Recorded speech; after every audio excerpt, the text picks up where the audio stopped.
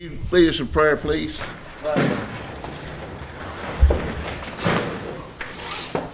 Lord, we stand here.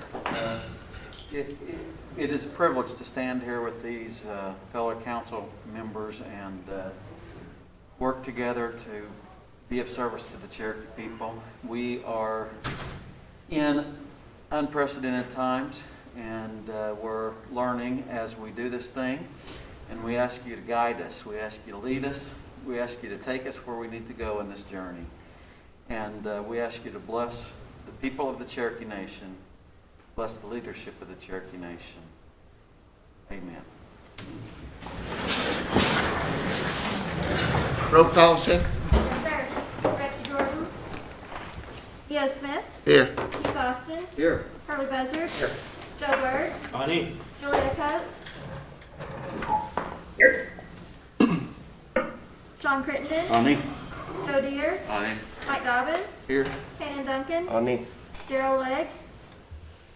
Wes Nuffire. Ani. Dora Petzkowski. Here. Mike Shambaugh. Here. Mary Bakershaw. Ani. Janice Taylor. Here. Victoria Vesquez. We do have a quorum. All right. Ask for approval of minutes. I make a motion. Motion second.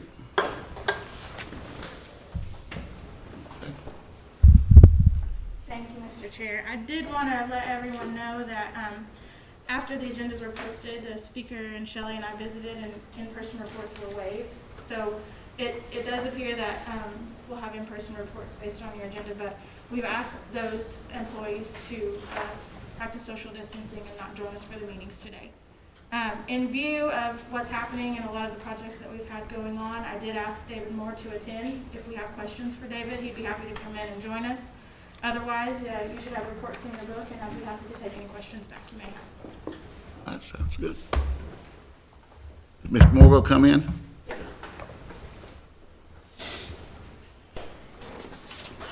Management resources.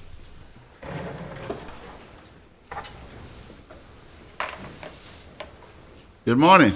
Morning, how y'all doing? Good. I guess last time I've seen y'all, everybody's had a box in their hand. Everybody's got different hats nowadays, seems like, so it's good to We see don't you vote on all. minutes? Real good to see We people. got a motion in a second. If you did. Okay.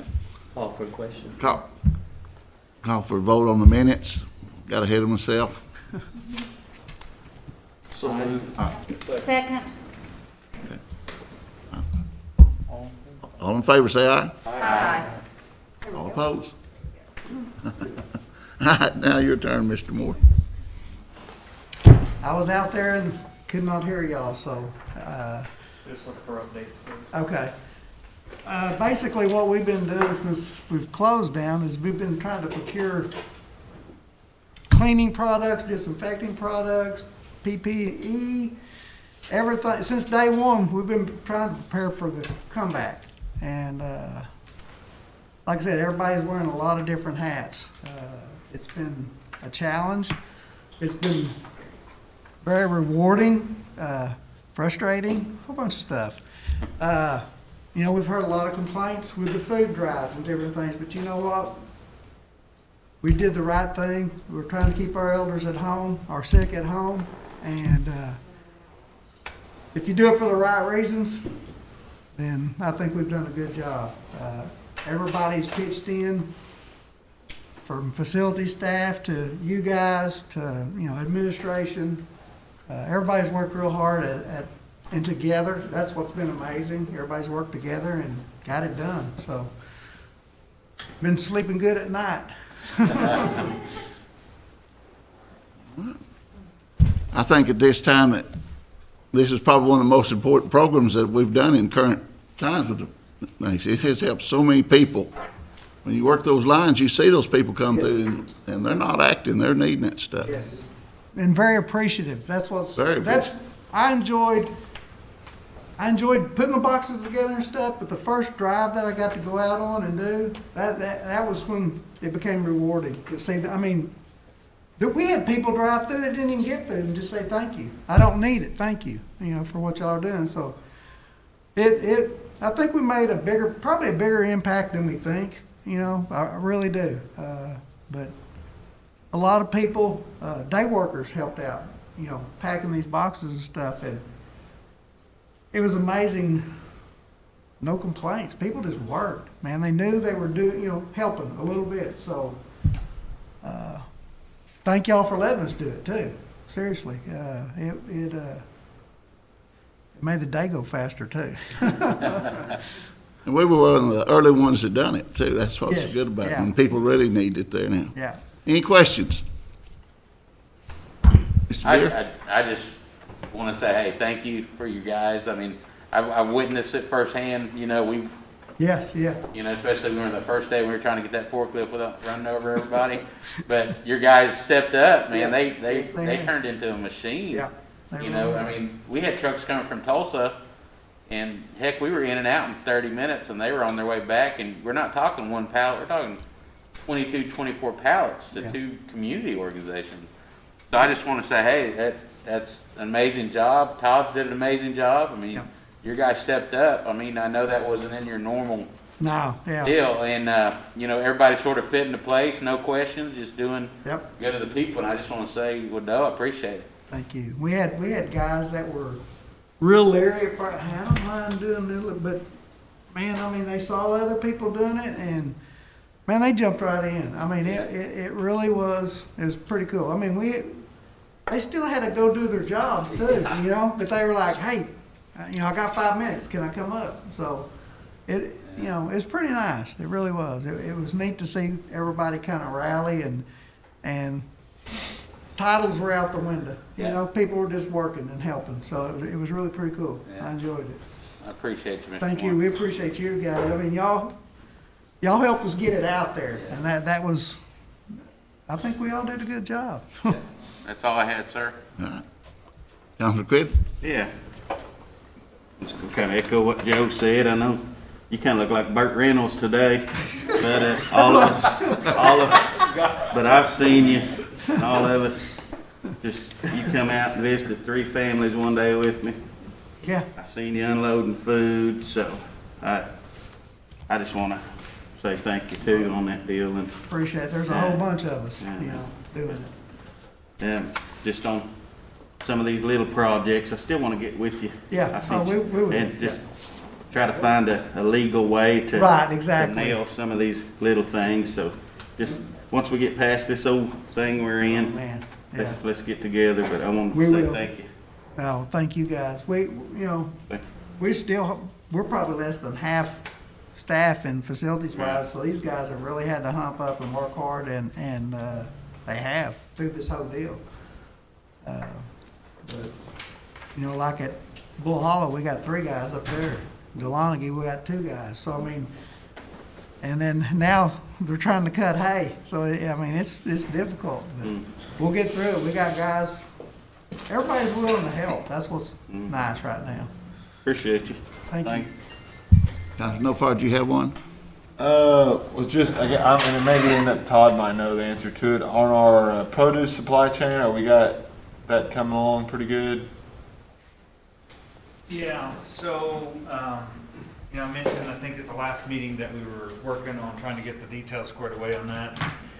And the log jam finally broke on it. We were about 3.5 weeks behind what we were supposed to be receiving.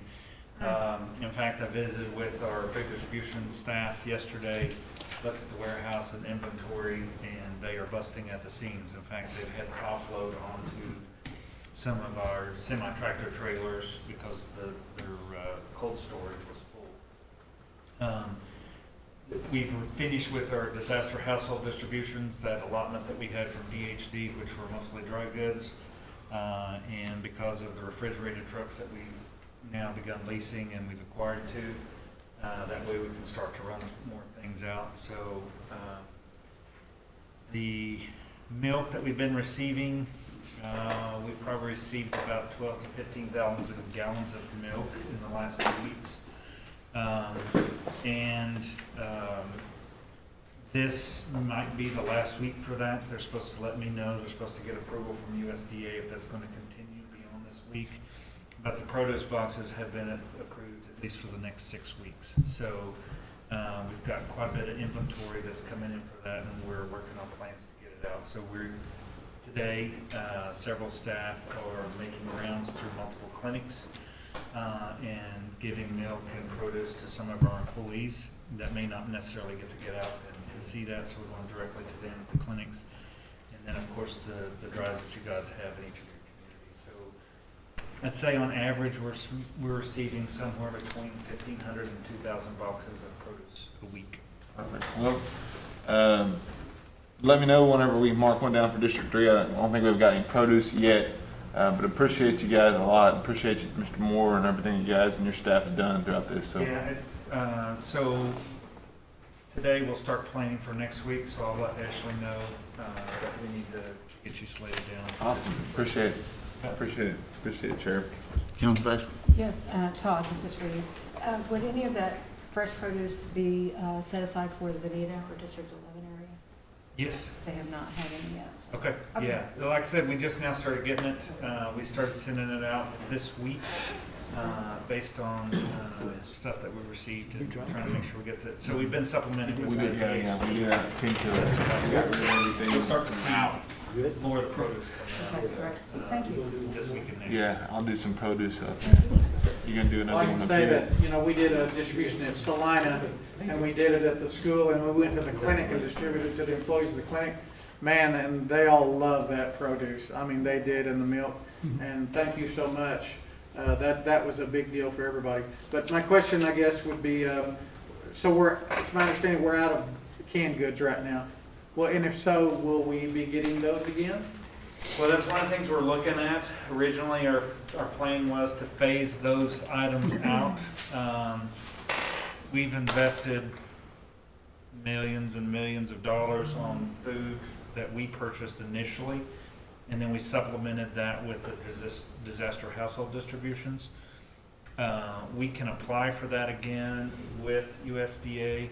I'm not sure if we'll get approved just based on the situation, but that's, just like we're looking at the data on when do we bring employees back, when do we open up more healthcare services.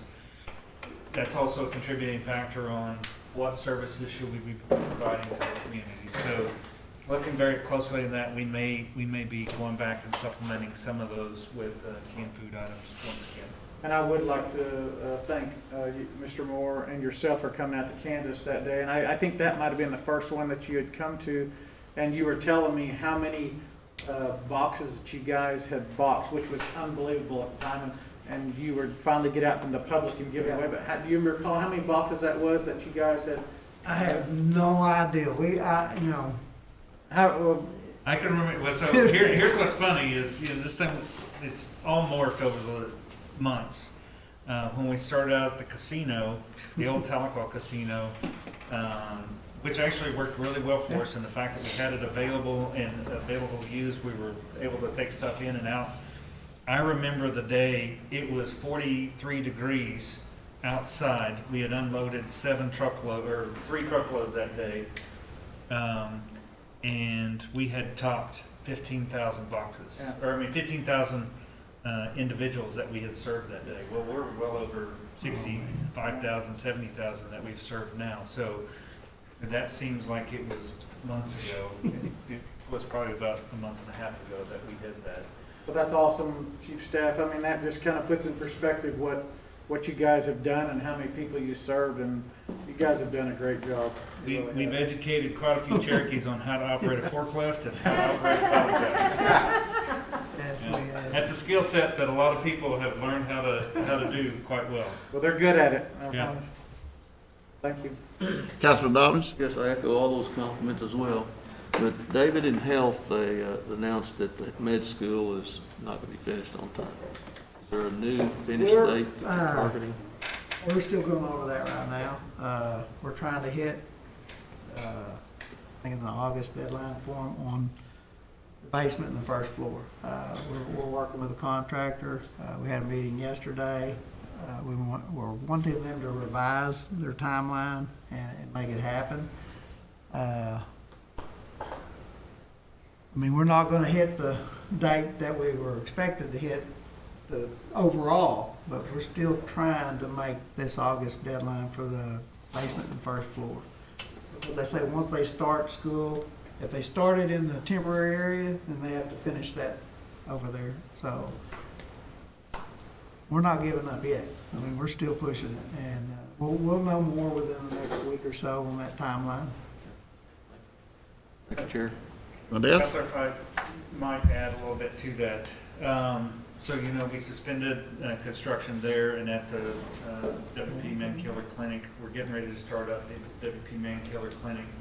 We asked both construction crews that are out there to come up with a plan on what they're going to do to address temperature taking, how they're going to socially distance, requirement of mask, and so they come up with a public health plan. Our health team has reviewed those things. So we are asking them to modify their construction plans to accommodate social distancing. Deputy Chief went one day, did a walkthrough at the new OSU Medical School. Everybody was wearing masks except for one guy, and he was in the rafters by himself, and it was probably 92 degrees up there at that point in time, and I think he had a full beard on Deputy's description. So he had removed it. So we are asking those guys to do a little bit extra. You know, imagine being in a non-climate controlled space, doing construction, and having to lift lumber, steel, sheetrock, tile. And so they are fully cooperating and making sure that they're compliant with that. It is slowing things down a little bit. We did lose a little bit of time. But to David's point, they are aggressively pushing to try and do that. OSU has got their accreditation updated for the temporary location. So we've set aside some temporary space in the new clinic for them to conduct classes. And they received that approval about a week and a half ago. So even if we don't complete the school in time for them to begin classes, we have Plan B. It's already certified and approved. There's one or two minor accommodations that we have to make, but they're good to go. Yeah. And so I think they have a white coat ceremony on July 31st. July 31st? They have one here? Or is it Yeah. Tulsa? Is the white? No, it's going to be here. Where is it going to be? I have to double check, but I believe it's at the Cherokee Conference Center. And once we get that all confirmed and squared away, I'll let you guys know when that will be. What we've asked of the construction companies is just like us, it's all new to them. And it is hard for them to get this timeline down because, like he's saying, you know, we've added stuff to them, it slowed them down, so everything's a little different than what they're used to. So they're having a hard time getting their schedule out, just nailed down right now. It's a new world, man, every day. It's crazy. So Councilor Crittenden on WP Mankiller, I think at the end of last week, they had approved their plan through public health, and we're giving them the green light to get started on construction. Yeah. Anyone else? No?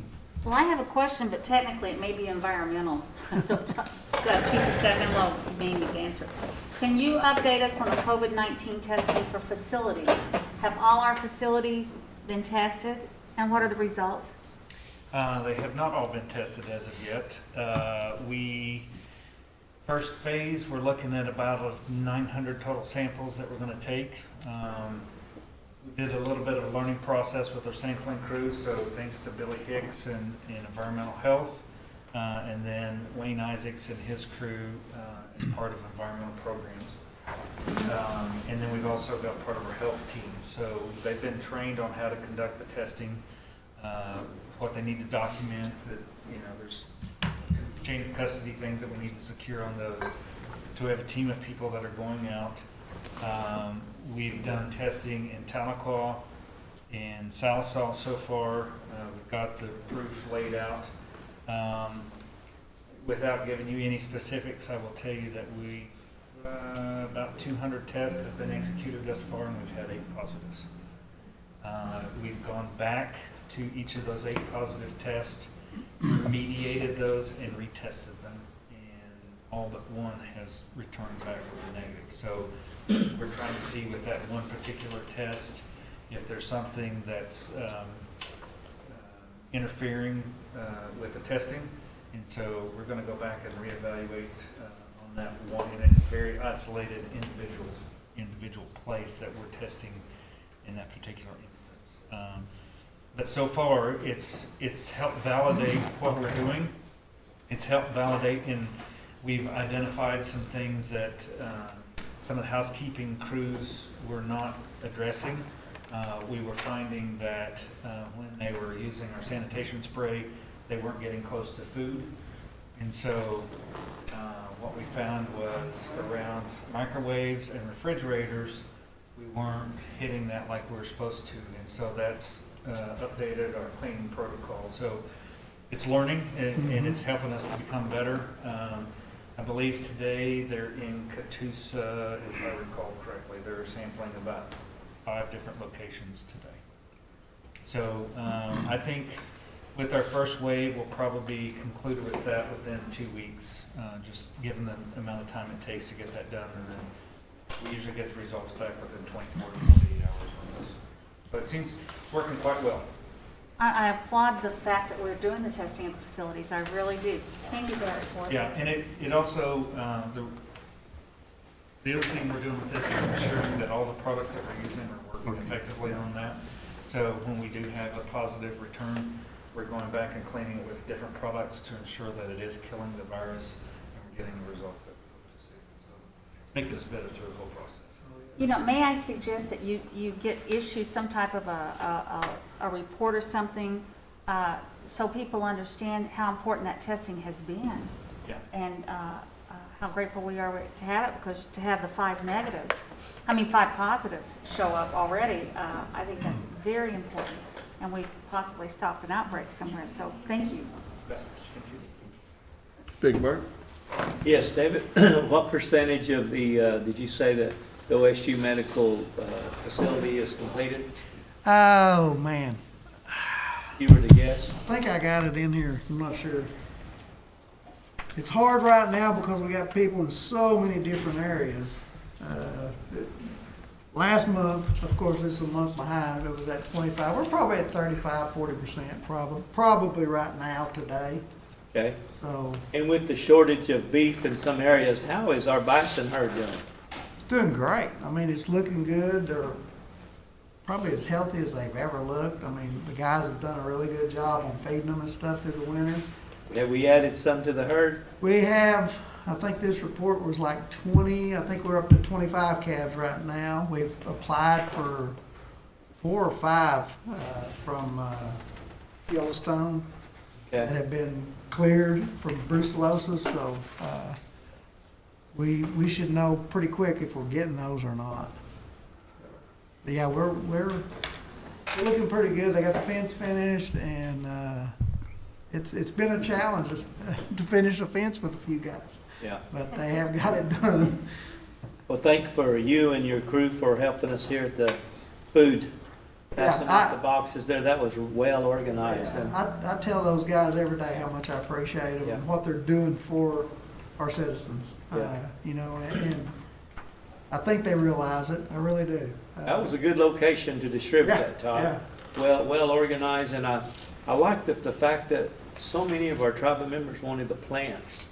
I mean, they really did. This was they appreciate that, and I had more requests after I left the facility. But anyway, thank you for all of that. And yes, and the Thank you, guys, this is what was neat too about it. The guys saw administration working. They saw you guys handing food out and stuff. So, I mean, there's no way to measure the impact that all this has made on everybody. I mean, it is. These guys went to work, you know, and they were proud to do what they did. So. Sure. We had a veteran get the cars as they would pull up. He would ask how many boxes they need, relay it to us, 2, 3, whatever the numbers were. Then we would get those organized. I mean, we had a pretty good system going there. Had everyone there, so everyone working together. Yeah, it was awesome. Yeah, thank you, Mr. Chair. Anyone? Dave, you owe me one of these. I know I do. I'm so sorry, sir. I just opened one of these and set it down. He walks over with a pallet and just sets it on top of it. I go, what's that all about? And I didn't know it till That's about what 5 you or put. 10 minutes later when he went over there to lift the pallet up and get it out. I was like, oh my gosh. I was just trying to get the pallet out of the way so nobody tripped over it. Councilman Buzzer? Yes, this is just a comment. I appreciate all the work, David, that you and your crew are doing, and I think everybody's done a good job over the 14 county area, but I think this is a good time for us to do a little more thinking. Some tribes, and I know 2 tribes, have set up to COVID-19, or one tribe to build a meat packing plant, butchering plant. Councilor just mentioned the bison up there. These are times that we should be thinking about that, and we should have done this years ago with cattle, agriculture. I don't think we're doing enough with agriculture. We've got thousands of acres of land. We sit here and haven't done a thing other than rent it out to people. I just wish that we could go back and get into more agriculture stuff. I talked to the chief briefly about this, but I think more emphasis needs to be put on agriculture. We wouldn't be in the shape today that we're in if we had a butchering plant. Those butchering plants are backed up as far as a year. The Quapaw used to be 4 months, now they're out a year. So those are things that we need to look for in the future. I know I've talked about the pine trees forever. I haven't done a thing with them for 10 years. We got farms up here. We don't have any cattle on there. And I know Chief Byrd has presented a package to C&E about a plan to get cattle. So I think this is the time to really think about what we're doing and what our future is going to be.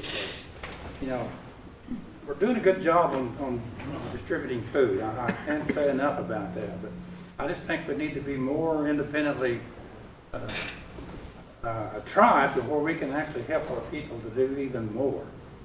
We have casinos that we can supply food for, and we could be just like the Choctaws, have 3,000 head of cattle down there, and they use it in their facilities. But this is the time to really start thinking about what we can do for the future. I just want to bring it up again. So, anyway, that's just my comment. Thank you, sir. Todd, you want to add? If I might, I'm sorry, I feel like I do this all the time, I need to stop. David, how long ago did we talk about thinning the bloodline, diversifying the bloodline of the buffalo, and then we talked about that very thing of adding a beef herd and managing that. That was probably, what, 6 months ago?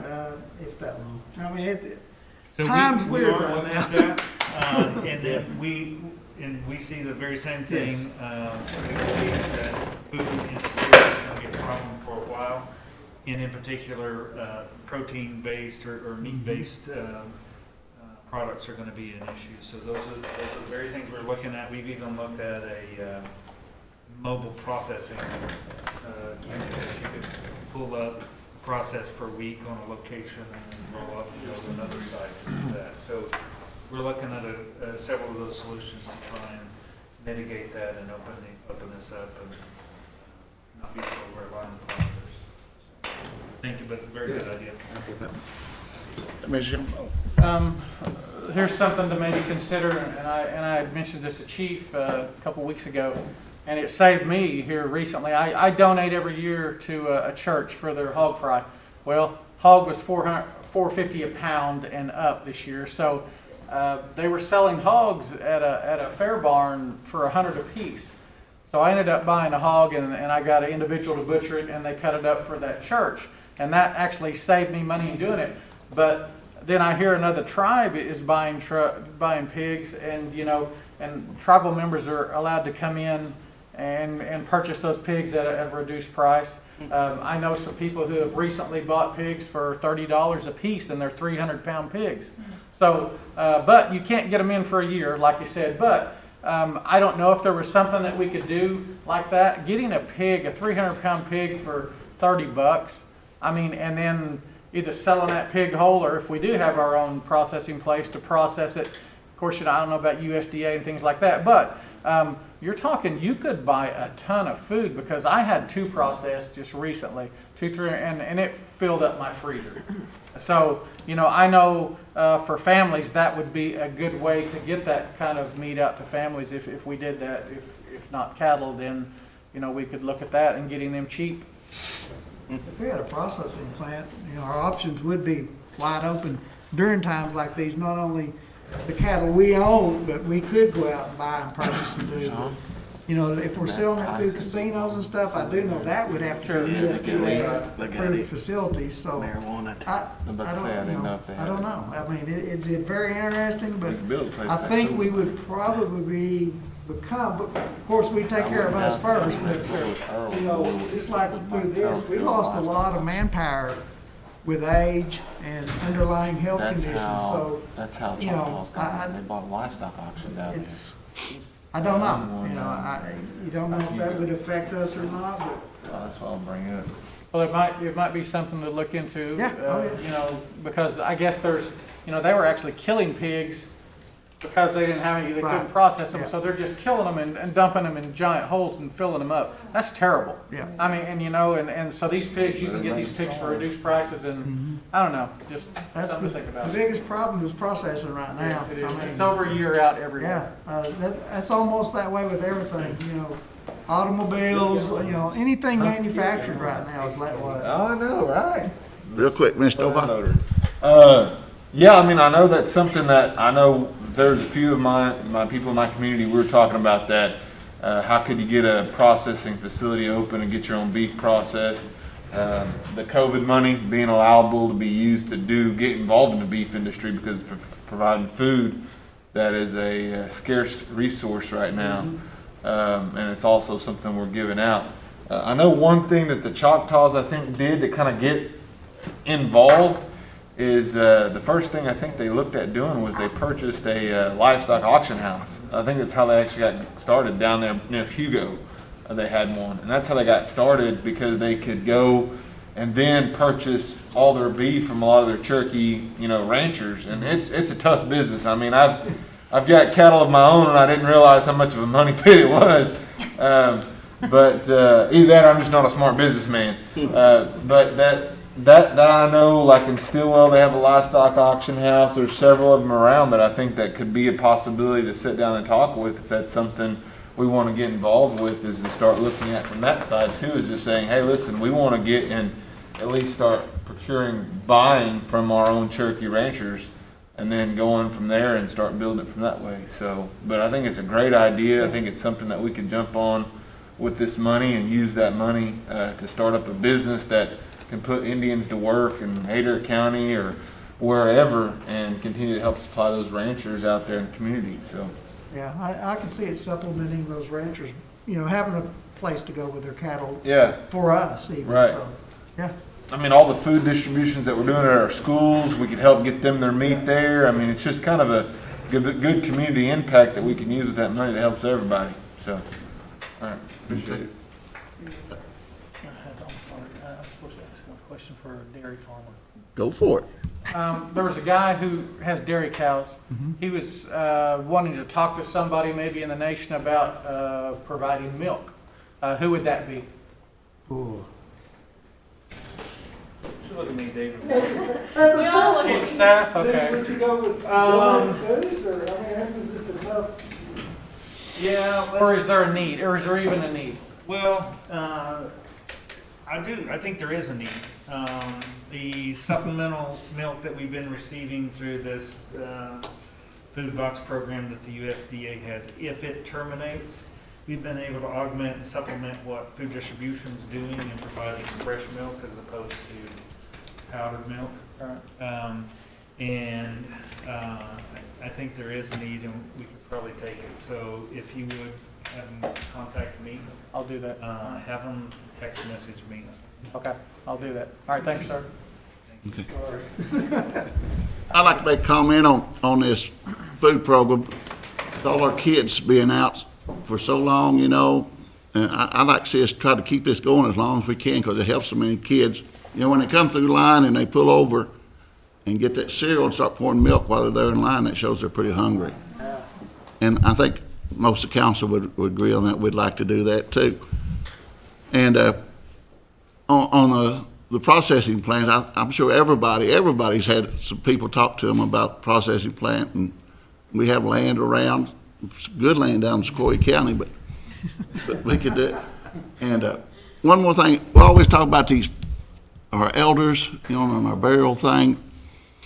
And we have this land, and we were talking about the other day about pine wood, using that for coffins, because they don't want, our elders don't want to be cremated. And they can't afford this. With as many people as we got that have talent, we could take some of those trees and do it ourselves and build them a pine box. It's just something we could look at later on. But I think everybody's done a great job, and we all go home at night and feel good about doing this. So, anybody else? We're done. We're done. Joe? Real quick, I've had some conversations, and I know we talk about it a lot, and I would just suggest email them so they don't forget and they're not just talked about here. But we talked about, what we talked about with the pines, and what No Fire talked about with the hogs. We submitted some stuff, and what we were finding is the hogs in Utah, they were killing what you were talking about, Shamball. The biggest problem was, they're giving away the hogs, but freight, they're wanting to charge $10,000 and $12,000 a truck. So, but what I want to say is, on David's behalf, after I emailed and talked to him, and I talked to him again a while ago, he's going to look at the feasibility of it on the pine trees, because logging, drying, and all that. So they are being proactive. I know there's a lot of COVID, and we're not in our regular situation. So he is actually going to try to find out with the ag environmental people on the pine trees. We talked about caskets. I mean, because when you go through that process and you're cutting them, there's a drying time. There's a lot of stuff, not just cutting down trees and chopping it up and boarding it together. But he's actually looking at that, and that the meat processing plant is an option, whether it's hogs, cattle, a livestock area to stock. So, but I would say with those suggestions, email, so when it does start getting back to some kind of normalcy, then we can go forward with that, because they're all great ideas. But we do have to look at cost effectiveness and find out we do the process the right way to get what we need to do. I mean, to supply for our people in our communities, and I think it'd be a benefit to all of them. So, but like David says, he is doing COVID stuff and food, but he is also, when he does have time, looking at these things as far as the budget. Yeah. So they're great ideas. I just would say, hey, make sure you take 2 seconds and email any ideas that you have, because you might, if you don't write it down, sometimes you forget. And this time that we're seeing all these things that we need to happen right now that we have missed before, because this is all a new environment. Text the right department or email them so it's on paper, so then when you come back you have a note, and we can discuss those and see how we can make all these things happen.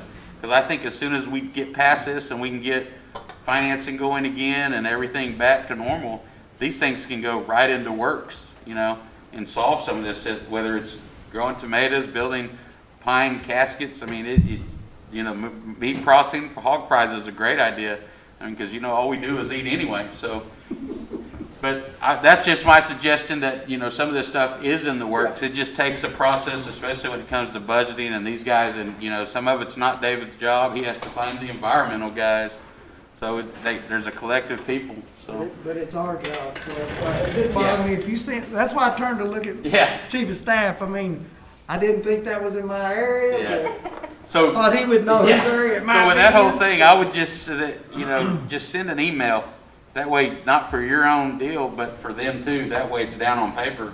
Okay. When we get done, I think that I think we can move forward. I think all those are awesome. We can get it to the right people. Yeah, get it to where it needs to go. So yeah, I think we need to move on here.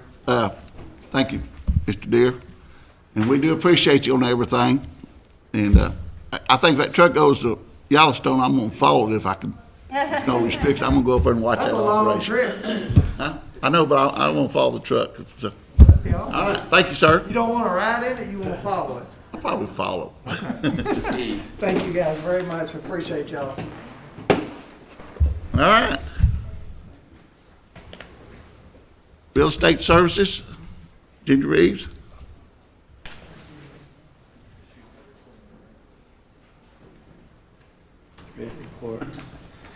Sir, she, as well as the other ones on the list, have been asked not to attend. Okay, so we're. Their social distancing. So if you have any questions, I'd be happy to take those.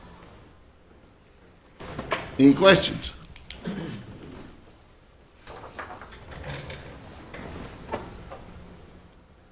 All right, how about environmental programs?